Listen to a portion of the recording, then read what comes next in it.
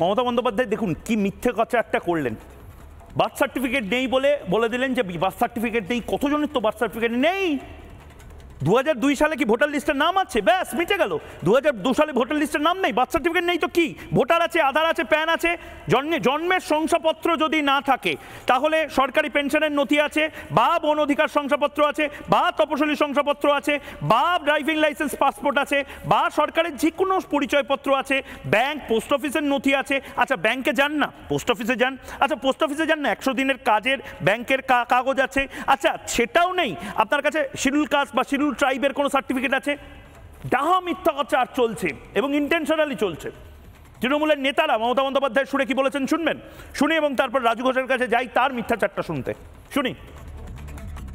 বাংলার মানুষকে চারিদিকে সারা ভারতবর্ষে লাঞ্ছিত করছে, বাংলা ভাষাকে অপমানিত করছেন, আর এখানে এসে বাংলার ভোটার যদি কাটতে যায় তাহলে election commission will face the consequence, BJP party will face the consequence.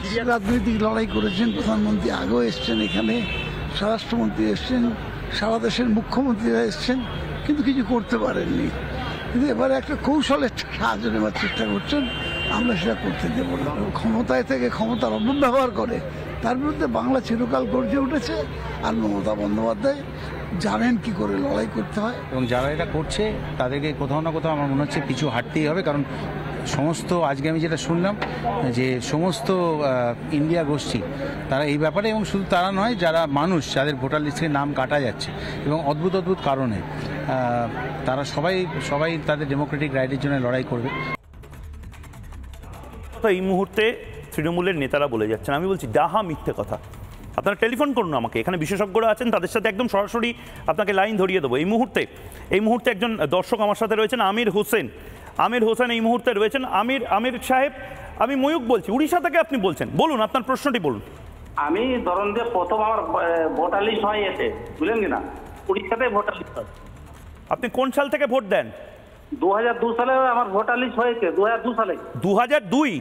হ্যাঁ 2002 সালে আপনার ভোটার লিস্টে নাম ছিল? ছিল এই উড়িষ্যা। আমির সাহেব, আপনি মমতা বন্দ্যোপাধ্যায়ের কথা শোনা একটু বন্ধ করুন। আপনার কোনো টেনশনের তো কারণই নেই। জবাব চাই বাংলা রিল্যাক্স করে দেখুন। এইটার জন্য আমি ভয়টা পাচ্ছি। একটু বলছি শুনুন দাদা। হ্যাঁ বলুন। একটু বলুন। আমি বলছি উড়িষ্যাতে আমি ভোট দিচ্ছিলাম উড়িষ্যার বাসিন্দা হিসাবে। আমি 3 বছর আগে আমি ওটাকে কারেক্ট করেছি বেঙ্গলে। কোনো অসুবিধা নেই, এটা তো ট্রান্সফারের বিষয়। আমার মেয়েরা সংস্থা পাচ্ছিল সরকারি বলে আমি ওখানে ট্রান্সফার করেছি।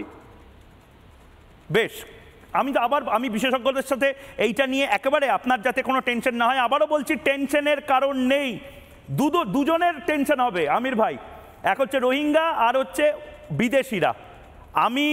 আপনি বা যে কেউ যারা ভারতীয় তাদের কোনো টেনশন নেই। খুব ভালো করে সাবধানে থাকুন আমির ভাই।